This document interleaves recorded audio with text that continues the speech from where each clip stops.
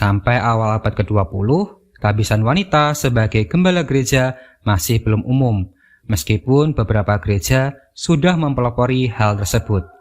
Tapi ternyata ada gereja yang melakukan gebrakan lebih progresif, yaitu mentahbiskan seorang uskup wanita. Siapakah uskup wanita pertama tersebut? Mari kita bahas sepak terjang Alma Bridwell White, seorang uskup wanita pertama di Amerika Serikat, dan juga yang merupakan pendukung gerakan supremasi kulit putih.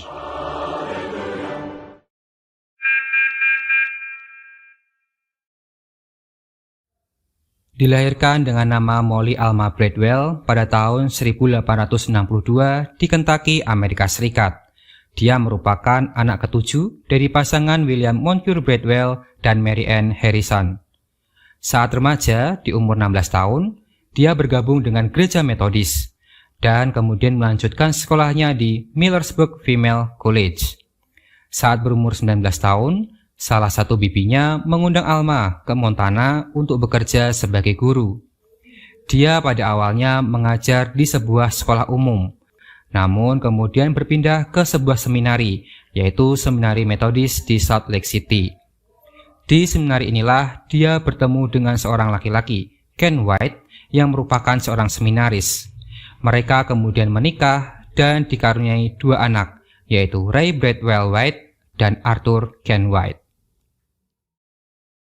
Setelah suaminya lulus dan ditahbiskan menjadi gembala di gereja Metodis, Alma dan Ken White kemudian mendirikan Methodist Pentecostal Union Church di Denver, Colorado pada bulan Desember tahun 1901.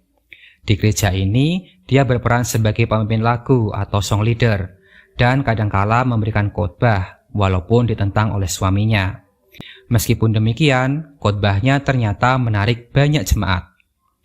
Di tahun 1907, Carolyn Gerritsen, salah seorang jemaat gereja tersebut, menyumbangkan sebuah lahan pertanian untuk jemaat yang dibentuk oleh Alma White di Serevat, New Jersey. Di tempat baru inilah dia kemudian mendirikan gerejanya sendiri, yaitu Pillar of Fire Church.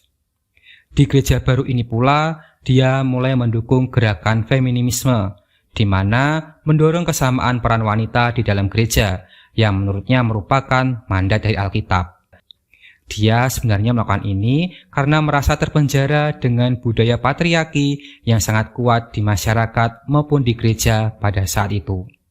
Hal ini pula lah yang nanti akan mengakibatkan pernikahannya berada pada perceraian.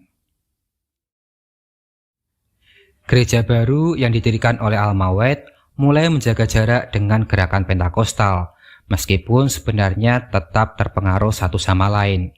Bahkan pada awalnya, gereja ini sempat dijuluki sebagai gereja sekte lompatan suci atau The Holy Jumper. Mengapa? Karena dalam ibadah, jika umat merasa terpenuhi oleh Roh Kudus, mereka akan melompat-lompat dengan antusias. Dan ternyata hal ini itu tidak umum terjadi saat itu, jadi masih dianggap aneh. Terlebih lagi, gereja ini dipimpin oleh seorang wanita, sesuatu yang tidak biasa.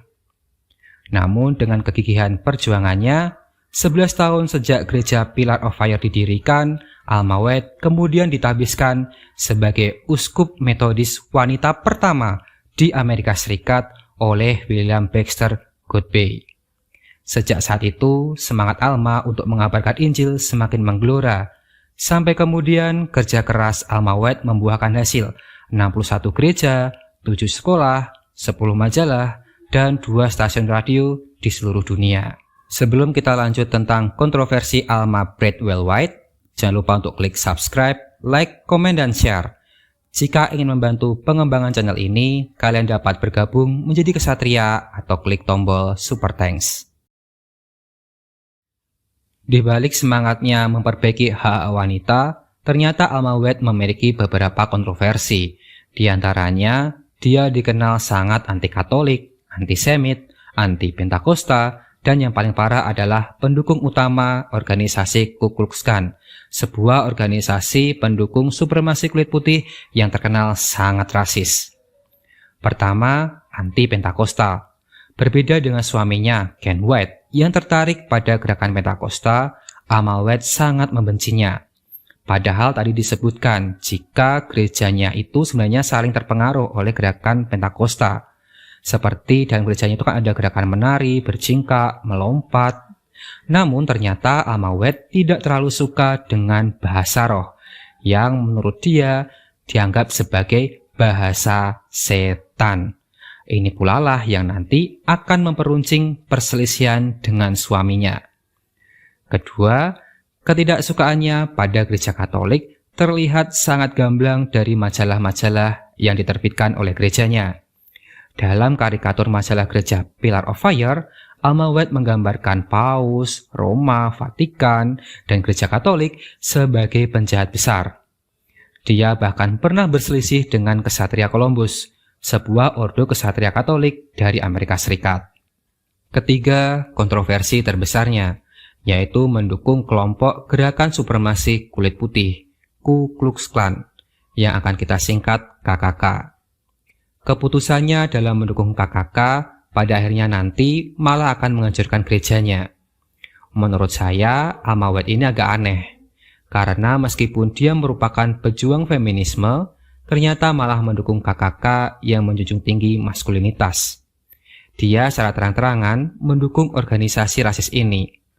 Dia sering menggambarkan KKK sebagai penyelamat Amerika Serikat dari multirasisme, pengaruh gereja Katolik, dan kedatangan para imigran. Selain mendukung melalui media, Alma White sering meminjamkan fasilitas gerejanya untuk aktivitas KKK. Permasalahan mulai terjadi saat KKK melakukan banyak aksi kekerasan yang membuatnya menjadi organisasi yang tidak disukai oleh masyarakat dan elit Amerika Serikat. Gobloknya Alma White adalah jika anggota KKK menyembunyikan identitas mereka dengan menggunakan topeng saat beraksi, dia dan gerejanya melakukannya secara terbuka belak-belakan, sehingga setiap orang dapat mengetahui dan mengingat hubungan antara KKK dan gereja Alma White. Setelah kemunduran KKK, gereja Pillar of Fire juga mengalami hal yang sama. Mereka dibenci masyarakat yang semakin terbuka. Dan efeknya berakibat pada jumlah jemaat gereja Pillar of Fire. Dari 52 gereja, hanya tersisa 6 saja di Amerika Serikat. Namun, seiring berjalannya waktu, gereja ini mulai berbenah. Mereka meminta maaf secara terbuka atas kesalahan masa lalu dan menjauhi warisan sang pendiri, Alma White, sehingga kemudian dapat berkembang kembali di seluruh dunia.